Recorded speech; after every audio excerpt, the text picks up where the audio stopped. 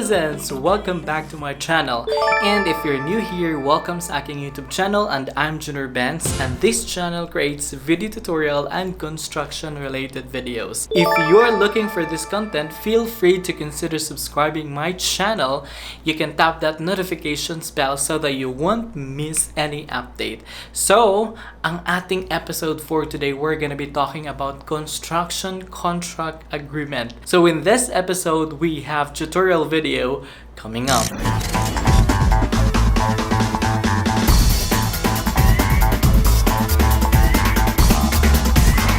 So what is construction contract agreement? Ang isang kasunduan or construction contract ay isang dokumento na nagtatakda ng scope and terms ng mga gagawin para sa isang construction project. Ito ay isang kasunduan sa pagitan ng contractor at ng may-ari or isang kumpanya na kumuha sa kanila upang gawin ang trabaho. So what are the things that we are going to expect in a construction contract? So basically, ang mga information na makuha natin ay yung mga terms and conditions or yung mga scope are defined and determined sa isang kontrata. So ito pa yung mga dapat nating malaman sa isang kontrata. So naglalaman po ito ng start and finish ng ating construction project. At makikita rin natin ang total cost or total amount ng isang project kung magkano yung ating babayaran on that specific project. So dito rin natin makita kung kailan ba dapat tayo magbayad or ang ating mode of payment, kung paano natin babayaran ng isang contractor or kung paano tayo mag-release ng ating bayad. So basically in this video is just a prerequisite sa ating susunod na episode dahil ang akin po talagang i-discuss is yung progress billing. Pero I want you to understand kung ano yung mga kaibahan if ever na meron kayong specific contract na hinawakan. Kasi it will affect kung ano yung magiging mode ng ating babayaran sa ating progress billing. So sa pamamagitan ng isang kontrata, parihong pinoprotektahan ng ang manggagawa or ang isang contractor at ang may-ari nito para siguraduhin na ang nakasaad sa kontrata ay malinaw mula sa simula at maiwasan ang mga potensyal na problema at iba pang mga hindi inaasahang issue. So we'll just talk about the four very common types of contract. So unang-una, meron tayong lump sum contract, then unit price contract, cost plus contract, and time and material contract. So let's first talk about this lump sum contract. Lump sum contract, or sometimes called as fixed price contract or stipulated sum contract. Ang isang lump sum na kontrata ay merong agreed amount na presyo para sa lahat ng gagawin para sa isang construction project. So sa type ng contract na ito ay meron na tayong certain amount or specified amount or stated amount, stipulated amount kung magkano yung magiging price or magkano yung magiging cost on that project. So that's fixed amount. So that's basically it. Kung ano yung agreed amount nyo, like 2 million, 1 million, 1.5 million, that's it. So, let's bear in mind na if you are the contractor, you have to make sure na na-include or na-estimate, nasama mo sa estimate mo, sa pricing mo, yung lahat ng mga concern para ma-provide o ma-deliver mo yung deliverables or yung isang project. So, let us remember if we are the contractor na whatever mga risk or whatever mga variances, whatever na mga items that will lead or cause you to spend extra amount para ma-provide mo yung deliverables, then that is your responsibility. That's the reason why if you are dealing with this type of contract, make sure na talagang you know exactly what is the scope of work. You know exactly what are the concerns. Say for example, meron kang isang project na hindi mo na foreseen na isang material pala ay medyo it will cost you more when it comes sa delivery niya.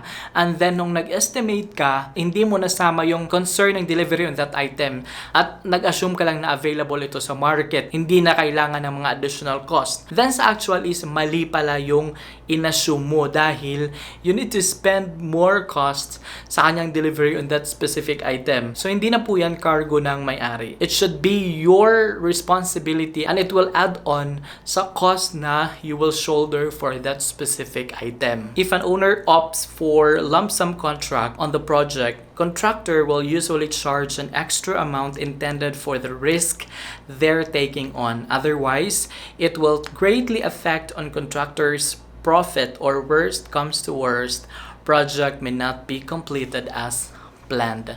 So that's the most important thing, na at least meron kang contingency or allowance doon sa estimate mo, dahil hindi mo talaga ma-perfect na ma-include yung lahat ng mga concern.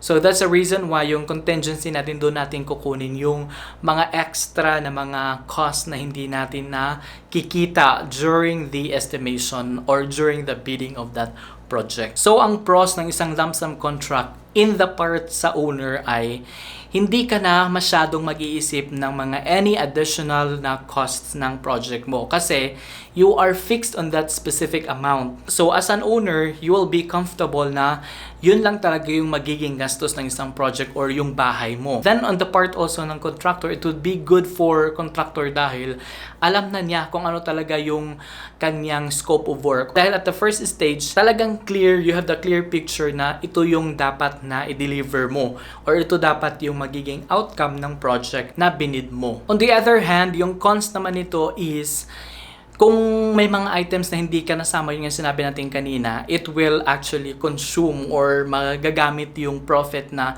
supposedly sa part ng contractor, profit na niya yun.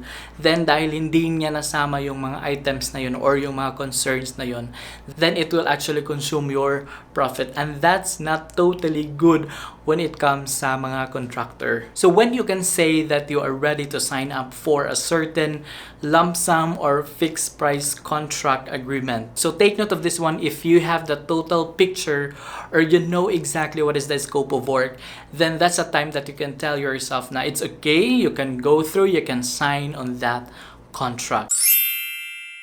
And now punta naman tayo sa unit price contract. Unit price contract ay ang kabuang presyo ng kontrata ay batay sa presyo ng lahat ng bawat bahagi or unit ng trabaho. Sa ilalim ng isang kontratang unit price contract, ang contractor ay nagbibigay ng specific amount or presyo para sa isa or higit pang mga gagawin para sa isa ring o pwede ring isang block or isang chunk ayon sa kabuang trabaho na required sa project. So basically, in this type of contract ay nakabase yung ating presyo sa isang unit or pwede naman siyang isang bahagi ng isang project na kinoconsider nila as unit. So halimbawa na lang, yung tingin niya sa isang item as a unit, yun yung presyuhan nyo, or otherwise in detail, it will be in itemized.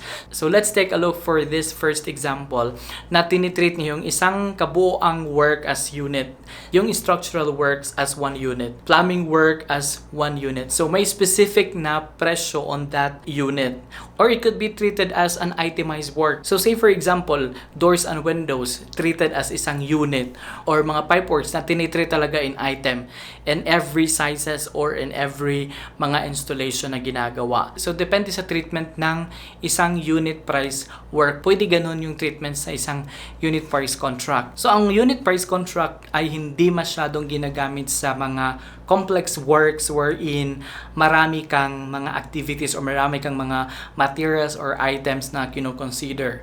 Most likely, ito po ay ginagamit lamang sa mga items na mga like repeated na mga items sa isang project. Say for example, meron kami ngayong kontrata na unit price contract or remeasurable. Ito ay isang hospital. Malaking project to, pero dahil repeated lang yung items or dahil repeated lang yung mga bill of quantities sa isang floor, kasi parang typical lang yung mga items niya. So, or it could be best na in-apply yung unit price contract. At the same time, take note na kung hindi ka pa talaga totally identified yung scope of work, so much better kung unit price yung gagamitin mo, dahil later on, kung may mga additional work, then pwede mong idagdag doon sa item. Or kung may mga item na i-cancel mo, pwede mong i-cancel dahil wala ka namang concern doon sa as an overall cost ng project, or kung whatever na matapos ng isang contractor, yun lang yung magiging babayaran ng owner. So kung kaya't ginagamit nila yung unit price contract sa kontrata namin, dahil besides sa typical lang yung every floor ng hospital, at the same time, yung overall scope ay parang hindi na talaga kabuo ang binigay sa amin. Dahil meron ng part na completed na, so it would be deducted sa overall cost ng project. So, yun yung mga items na dapat nating tatandaan if ever na magpapagawa kayo ng yung bahay na hindi pa masyadong defined or ano yung mga dapat mong ipagawa as a whole. Then, much better na unit price yung gagamitin nating construction contract agreement na ating i-implement. Then, yung third natin ay itong cost plus contract. Karaniwang required ng cost plus contract ang may-ari na ang magbabayad para sa lahat ng mga gastos sa construction project. Tulad ng gastos sa materyales, labor at anumang iba pang mga gastos para sa project. Bilang karagdagan, ang mga ganitong uri ng kontrata ay kasama rin ng napagkasunduang halaga or percentage na magko-cover ng contractor overhead, cost and profit na binabayaran din ng may-ari. Actually, itong type ng contract na to ay hindi na natin masyadong i-explain dahil hindi masyadong ginagamit natin. Dahil ang treatment sa contract na ito ay cargo ng may-ari yung lahat ng babayaran, labor, lahat ng materials or whatever concern. Tapos yung profit or yung overhead ng isang contractor, separate pa yun. So that means to say parang walang risk sa point ng profit or yung overhead ng contractor. Dahil kung anumang mga magagastos sa isang project ay cargo ng may-ari ng project. Bali, wala nang masyadong aalalahanin ng contractor. At the same time, safe pa yung profit and overhead niya. So, as an owner, parang hindi siya maganda. Then the last one is the time and material contract. So, ang time and material contract ay tumutukoy sa hourly or daily rate para sa mga manggagawa or contractor. So, additional payment sa pagbabayad sa rate na ito, owners will also agreed na magbayad ng anumang bahagi ng mga gastos ng construction project na nabanggit sa kontrata bilang direct or indirect or markup and overhead na gastos. So, dito naman sa time and material construction, actually, a sort of matatawag na itong arawan dahil binabayaran mo yung trabahador mo in an hourly and daily rate. So, kung ano yung pinasok nila, ano yung pinagtatrabahuan nila on that day or in that specific time, then yun yung babayaran mo. Somehow, para kang talagang employer on this type of contract.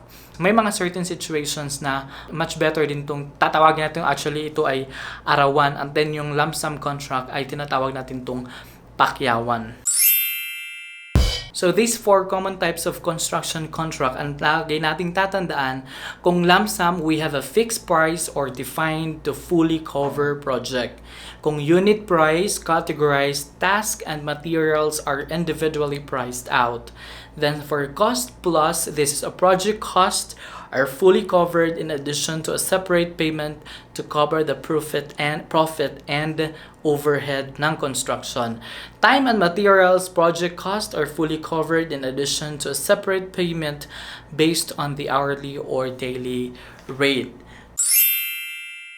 So, I hope na meron kayong natututunan when it comes sa ating four common types of construction contract agreement. Dahil later on, we will be talking about the progress billing. So, paano natin prepare yung ating mga progress billing at i-discuss ko sa inyo at isi-share ko sa inyo kung paano kayo mag-prepare ng isang progress payment billing. So that's basically it. I hope that you learned something out from this video. You can separate or you can totally decide for yourself kung ano yung gagamitin yung type of contract and your specific project, or let's say kung kayo ay magpapagawa ng yung mga sariling bahay. So I hope that you learned something out from this video, and if you did, please to consider subscribing my channel.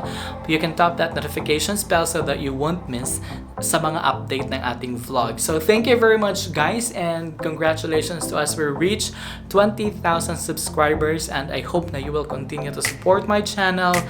And I think that's it for this episode, and God bless. Bye-bye. Watch me through the square. I don't